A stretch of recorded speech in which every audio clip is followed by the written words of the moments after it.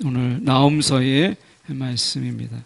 나홈서 1장 6절에서 8절까지 말씀. 성경으로 보실 분들은 구약성경 1298쪽 나홈서 1장 6절에서 8절까지 말씀입니다. 제가 봉독해 올립니다.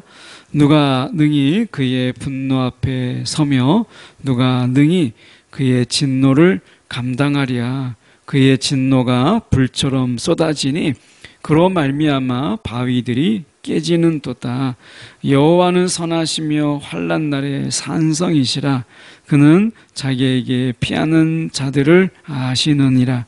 그가 범람하는 물로 그곳을 진멸하시고 자기 대적들을 흑암으로 쫓아내시리라. 아멘.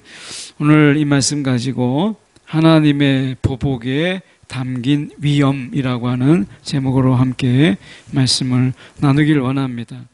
하나님의 이 존귀함과 그리고 존엄하심과 그 하나님의 그 위엄이라고 하는 부분은 분명히 있지만 우리가 하나님의 그 위엄을 이거 보복이라는 관점에서 저희가 보려고 합니다. 나홈서는 하나님의 그 보복을 어떻게 설명하고 있고 이 하나님의 보복이 가지는 의미 그리고 이 보복에 담겨진 하나님의 그 놀라우신 그 위엄을 우리가 살펴보려고 합니다. 우리는 이 나홈서를 보면 요나서를 우리가 생각하게 돼요. 요나서는 우리가 생각해 보게 될 때 이 요나서와 나홈서는 약 한 1세기 정도의 차이가 있다고 보면 좋아요. 그러니까 어떻게 보면 요나의 이 전도함으로 인해서 그들이 돌아온 것은 주전 8세기죠. 주전이니까 이제 8세기. 그리고 이제 나홈서는 주전 7세기. 이렇게 그러니까 한 100년 정도, 한 세기 정도의 일이에요. 그러니까 주전이니까 숫자가 클수록 더 뒤로 가죠. 그래서 보면 우리가 한 세기 전에 이 나홈서의 한 세기 전에 니느웨 백성들, 이 아수르의 수도가 니느웨죠. 그 니느웨 백성들이 요나가 전하는 그 회개하라 라고 하는, 근데 요나가 정말 절실하게 이 니느웨 백성들이 돌아오기를 이런 바라는 마음으로 전하는 게 아니잖아요. 그의 마음속에는 이 아수르에 대한 그리고 이 니느웨에 대한 그 원망과 그리고 그 미움의 마음이 다 사라지지 않은 그러니까 어떻게 보면 용서할 수 없는 민족이죠. 요나가 볼 때는 그렇기 때문에 니느웨 백성들이 혹시나 회개하고 돌아오면 하나님께서 그들을 용서하실 것을 알고 있기 때문에 하나님을 누구보다도 잘 알았던 요나는 니느웨 백성들이 정말 통해 자복하고 회개해서 하나님께 돌아오기를 원치 않았어요. 그래서 그는 우리가 건성으로 그리고 그들이 듣든지 아니 듣든지 그가 회개하라, 하나님께로 돌아오라 라는 것을 외쳤죠. 하나님의 심판이 있다, 너희가 돌아오라. 그래서 그들이 회개했어요. 하나님이 그들을 용서해 주셨어요. 하나님의 뜻을 바꾸신 거죠. 근데 여기서 중요한 것은 뭐냐면 그들의 회개가 1세기를 가지 못했어요. 그러니까 회개의 지속적인 부분이 필요한 거죠. 회개는 우리가 한 번만 하고 우리가 많은 것이 아니라 회개에 합당한 삶의 지속이 필요한 거예요. 회개를 계속하라는 게 아니라 회개를 했으면, 회개라는 게 뭐겠어요? 내가 가던 길에서 돌이켜서 하나님께로 돌아와서 하나님의 뜻대로 살아가는 것이요. 내 뜻을 내려놓고 내 주장을 내려놓고 하나님의 뜻대로 살아가는 것. 이것이 회개죠. 회개는 반드시 거기에 합당한 삶이 있어요. 회개에 합당한 삶이 뒤따르게 되어 있는 것이죠. 근데 니느웨 백성들은 회개는 했지만 회개에 합당한 삶의 지속, 지속적인 회개에 합당한 삶이 없었던 것이죠. 오늘 우리를 돌아보기를 원해요. 우리는 회개하죠. 근데 그 회개가 너무나 일시적이고 그리고 단회적인 거예요. 그래서 회개하고 또 잊어버리고 제자리 돌아가고, 회개하고 그리고 또 금방 잊어버리고 내가 행했던 일들을 또 행하고. 그래서 매일 우리가 옛날에는 우리가 어떻게 했어요? 회개하면 손 들고 내가 죽게 나옵니다. 우리가 주님 내가 손 들고 나옵니다. 회개하는데, 회개는 있는데 회개에 합당한 삶의 지속이라고 하는 것이 없었어요. 니느웨 백성들이 회개는 했지만 지속적인 그 회개에 합당한 삶이 그들에게 없다 보니까 나홈서에서 하나님이 지금 나홈서를 통해서 그들을 하나님께서 보복하시겠다라고 하는 것을 말씀하시는 거예요. 2절에 보면 1절부터 이렇게 쭉 봐야 되는데 본문이 좀 길어서 제가 2절을 봉독해 보면 이렇습니다. 여호와는 질투하시며 보복하시는 하나님이시라.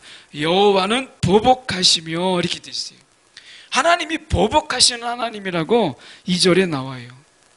그럼 왜 보복하시는가? 하나님의 이 보복이 무엇을 노리고 있는가? 하나님께서 왜 보복하시는가?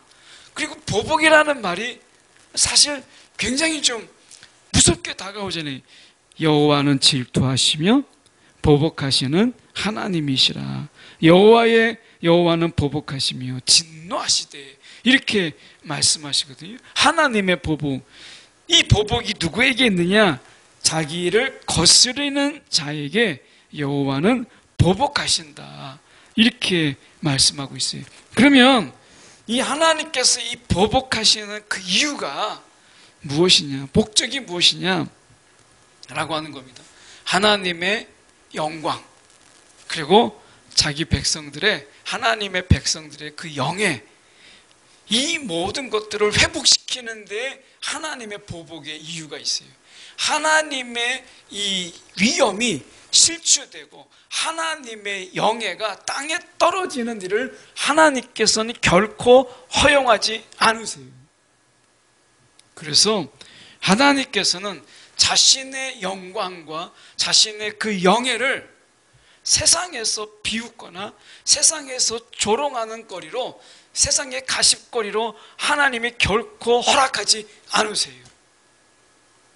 그래서 하나님은 자신의 그 영광과 그 영예와 그 위엄을 하나님께서는 보복하심을 통해서 자신의 뜻을 거스르는 자들에게 보복하심으로 인해서 하나님은 그 영예를, 하나님의 그 영광을 회복시키는 거예요. 여러분, 우리의 삶의 이유가 어디에 있어요? 우리가 하나님을 즐거워함으로 인해서, 우리가 기독교 희락주의라고 하는 사경예를 통해서 우리가 살펴봤잖아요. 우리가 웨스트민스터의 우리가 신앙 고백에 보면 인간의 존재의 목적은 우리가 하나님께 영광을 돌리고 하나님을 영원토록 기뻐하는 것이에요. 그런데 기독교 희락주의에서 우리가 보았던 것처럼 우리는 어떻게 하나님을 영광을 올리는가? 하나님과 함께 즐거워하고 하나님 안에서 내가 기쁨의 삶으로 인해서 그 기쁨으로 하나님께 영광을 올리는 거예요. 그런 의미에서 우리는 이 하나님 안에서 기쁨과 즐거움의 삶을 사는 거죠. 이 기쁨이 어디서 와요? 우리의 뜻대로 살 때는 이 기쁨이 없어요. 우리가 우리 스스로를 만족하기 위해서 우리의 뜻대로 살아가는 우리의 삶에는 이 기쁨이요, 오래 가지 못해요. 정말 잠깐이에요. 그리고 그 기쁨마저도 때때로는 두려움과 걱정과 염려로 바뀌잖아요. 때로는 우울로 바뀌어요. 그런데 오늘 하나님의 뜻대로 살아가는 삶에게 주시는 기쁨, 내가 하나님의 뜻을 내 삶 가운데서 이루어가는 이 기쁨은 사라지지 않아요. 이 기쁨에 충만할 때 하나님께서 영광을 받으시는 거예요. 여러분, 세상에는 두 가지의 기쁨이 있는 거예요. 결국 내 뜻대로 내 마음대로 했다가 내가 나를 만족시키는 일을 계속해 나가는 거죠. 여기서 오는 기쁨, 우리가 세상에서 우리가 보면 알아요. 어떤 집사님이 그런 얘기를 하세요. 내가 이제 직장에 은퇴하고 놀아보니까 한 달 지나고 나니까 처음에 한 달은 그렇게 좋았는데 한 달이 지나고 나니까 막 좀이 쑤시고 더 피곤하고 막 너무나 지루하고 시간도 안 가고 막 그러더라는 거예요. 인간의 삶이 그런 거예요. 내가 이것만 하면 기쁠 텐데, 그런데 그 기쁨은 오래가지 못해요. 나중에는 다른 감정, 우울과 불안과 초조와 이런 인간의 삶의 이런 지루함으로 바뀌잖아요. 인간의 기쁨이 그런 거예요. 그런데 하나님이 우리 가운데 주시는, 하나님의 뜻대로 살아가는 자에게 주시는 이 하나님의 기쁨은 세상에 빼앗기지 않아요. 세상 속에서 우리가 사라지지 않아요. 그래서 그 기쁨으로 인해서 우리는 하나님께 영광을 올리는 거죠. 하나님께서는 이렇게 말씀하세요. 3절에 보시면 여호와는 노하기를 더디하시며 권능이 크시며 벌받을 자를 결코 내버려 두지 아니하시느니라, 이렇게 말씀하세요. 노하기를 더디하신다는 거예요. 그런데 앞에서는 하나님이 보복하시고 진노하신 하나님이라고 말씀하세요. 2절과 3절의 내용이 서로 충돌하는 것처럼 보여요. 그러니까 앞에서는 하나님은 여호와는 보복하시며 진노하시는 하나님, 자기를 거스르는 자에게 여호와는 보복하시는 하나님이다 라고 이야기하는데, 3절에서는 하나님은 노하기를 더디하시며 권능이 크시며 이렇게 말씀하세요. 노하기를 더디하시는 분이 왜 앞에서는 진노하고 하나님이 보복하시는가 라고 하는 부분 속에서 다소 우리가 충돌하고 엇갈린 것처럼 보이죠. 여기에서 하나님께서 우리가 이 하나님의 노하심, 그리고 하나님이 어떤 분이신가 라고 하는 것을 우리가 나홈서를 통해서 살펴본다면, 하나님은 잘못된 것을 바로 잡으시는 분이세요. 잘못된 부분을 그냥 흘려보내지 않으세요. 하나님께서는 잘못된 부분을 바로 잡고 이것을 통해서 공의를 세우시는 하나님이다. 이 하나님을 우리가 알 필요가 있어요. 잘못된 부분, 이것을 적당하게 눈 감고 하나님이 못 본 척하고 그렇게 지나시는 분이 아니라 잘못된 것을 바로 잡아서 하나님의 공의를 세우시는 분이시다 라고 하는 것, 이것을 우리가 알 필요가 있어요. 이런 하나님의 잘못된 것을 바로잡으려고 하는 하나님의 이 공의에 대한 하나님의 열심은요, 다른 어떤 이 우상, 다른 종교에 보이지 않는 하나님의 속성이다 라고 하는 것을 우리가 먼저 기억할 필요가 있어요. 하나님은요, 잘못된 부분을 고치세요. 이것을 못 본 척하지 않고 하나님께서 안 입은 것처럼 하지 않으신다 라고 하는 거예요. 우리가 잘못된 부분, 하나님께서 우리의 잘못된 부분을 고치세요. 고치기를 원하세요. 자, 그런 의미에서 오늘 이 니느웨, 오늘 말씀에 보시면 6절의 말씀에 보세요. 어떻게 말씀하죠? 이렇게 말씀하죠. 누가 능히 그의 분노 앞에 서며 누가 능히 그의 진노를 담당하랴. 그의 진노가 불처럼 쏟아지니 그로 말미암아 바위들이 깨지는도다. 하나님의 그 진노의 불이 얼마나 대단한지 이 바위들마저도 깨진다는 거예요. 자연에 있는 것까지도 하나님께서 그렇게 깨신다는 거예요. 하물며 이방 민족, 하나님께서 이 자연, 천지 자연을 막 하나님께서 흔드시는데 하물며 그 땅을 딛고 사는 이방 민족, 하나님께서 그들을 왜 치지 아니하시며 하나님께서 그들을 왜 벌하지 않으시겠어요? 아수르가 회개하고 그들의 삶을 스스로 돌이킬 때, 그 잘못된 부분을 돌이키려고 할 때 하나님께서는요 그들을 다 용서해 주셨어요. 그런데 분명히 잘못된 길로 이제 선포됐잖아요. 선지자를 통해서 잘못된 길로 그들이 알고 돌이켰잖아요. 그런데도 불구하고 다시 잘못된 길로 나아갈 때 하나님께서는 이제 그들을 치셔서, 하나님이 그들을 치심으로 인해서 바위들을 깨는 이 엄청난 하나님의 진노를 통해서 그 잘못된 것을 내버려 둘 수가 없는 거예요. 하나님이 지으신 땅을 죄악으로 물들이게 되고 그들로 인해서 죄가 더 많이 세상의 많은 사람들에게 그 죄악이 전염되고 흘러넘치기 때문에 그런 것이죠. 하나님이 지으신 이 거룩한 땅을 하나님께서 지키기 위해서라도 그들의 죄악을 하나님이 잘못된 부분을 가만히 둘 수가 없는 것이죠. 여러분, 그래서 오늘 우리가 하나님이 성령 안에서 우리의 잘못을 하나님께서 책망하실 때, 하나님이 이것을 내가 지금 고치라고 하는구나, 하나님께서 이것을 지금 너희가 고쳐서 이제 바른 삶으로 돌아오라고 하는구나 라고 하는 것을 깨닫고 우리가 하나님의 뜻 가운데서 우리가 바른 삶, 하나님이 보시기에 좋은 삶으로 살아가는 것, 이게 중요한 거예요. 하나님은 잘못된 부분을 반드시 고치시는 열심이 있으신 분이시다 라고 하는 것입니다. 오늘 우리의 열심이 어디에 있어야 되느냐?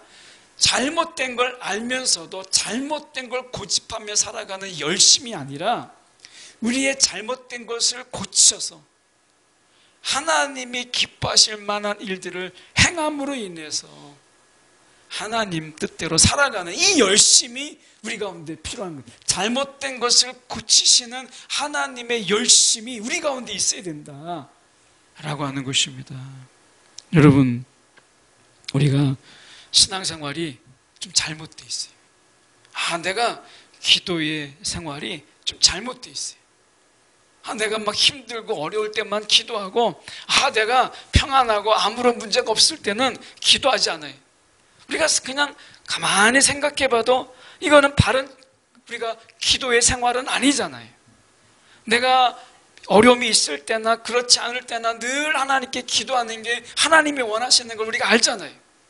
그런데도 불구하고 내가 문제가 있을 때만, 어려움이 있을 때만, 그때만 기도하는 것, 분명히 아니라는 걸 아는데 그렇게 할 때 하나님께서요 그 잘못된 것을 고치세요. 그때는 대가가 지불돼야 되는 거예요. 아픔이, 고통이, 괴로움이 수반되는 거예요. 그래서 하나님께서 우리 가운데 성령을 통해서 이게 잘못된 거야 라고 말할 때 돌이켜서 우리가 바르게 살아가려고 하는 열심을 내는 것, 이게 우리가 하나님의 속성을 닮은 삶이라고 하는 것이에요. 7절에 보세요. 7절에 보시면 여호와는 선하시며 환난 날에 산성이시라. 그는 자기에게 피하는 자들을 아시느니라 라고 말씀하시잖아요. 여호와는 선하시며 환난 날에 산성이시라. 이 악을 행하는 자들에게 있어서는 하나님의 보복이 있어요. 이것은 뭐죠? 이가 악을 행하는 것, 하나님이 보복을 행하심으로 인해서 그들의 잘못을 깨닫게 하시는 거죠. 그들이 악을 행했는데도 불구하고 하나님께서 보복하지 아니하시고 그들을 선을 대한다면 그들이 악은 고쳐지지 않는 거예요. 그 악은 더 큰 악으로 나아가는 거예요. 그래서 하나님께서는 그 악인에 대해서 진노하시는 하나님의 열심, 여러분, 악인에 대해서 보복하시고 진노하시는 것도 열심이 없이는 어려운 거예요. 이 저절로 되는 게 아니잖아요. 하나님이 그들의 악을 행했을 때 진노하시고 보복하시는 이 하나님의 열심, 잘못된 것에 대해서 용납하지 아니하시는 이 하나님의 열심이 있기 때문에 그렇게 하시는 거예요. 그 열심이 선으로 들어올 때는 우리가 하나님 앞에서 우리가 그분의 이 선하심, 어떻게 보면 여호와는 왜 선하시느냐? 자기에게 피하는 자들을 아신다. 하나님께 피하는 자, 그런 자들에게는 하나님께서 산성이 되어주시고 하나님의 선하심으로 그들을 대하세요. 오늘 우리가 세상이 잘못 나가는 거 알고 있어요. 세상의 가치가 그릇되어 나가고 있는 걸 알고 있어요. 세상이 이러면 안 되는데 믿지 않는 사람들도 우리가 지금이 종말이다, 마지막 때다 라고 이야기할 만큼 서로에 대해서 이렇게 하면 안 되는데, 이렇게 살면 안 되는데 다 알잖아요. 그런데 돌이키려고 하는 의지, 열심이 없는 거예요. 그런 자들에게 하나님의 열심은 그들을 진노하고 그들에게 보복하시는 하나님의 열심으로 그렇게 나타나는 거예요. 근데 하나님께 피하는 자는 하나님의 열심은 그들의 산성이 되어주시고 하나님이 그들에게 선하신 하나님으로 다가오시는 거예요. 여러분, 하나님께서 왜 보복하신다고요? 잘못된 것, 그릇된 것, 이것을 돌이키려고 하는 하나님의 열심, 이것을 보여주는 거예요. 그 열심이 하나님의 위엄을 세우는 일인 거예요. 그냥 법만 잡고 그냥 우리가 거들먹거린다고 해서 하나님의 위엄이 그 안에 있는 게 아니라 하나님의 그 위엄은 열심에 있어요. 열심에. 여러분, 오늘도 우리가 하나님의 위엄을 알고 하나님의 열심을 안다면 이 세상 우리가 대충 살아서는 안 돼요. 신앙의 열심이 필요한 거예요.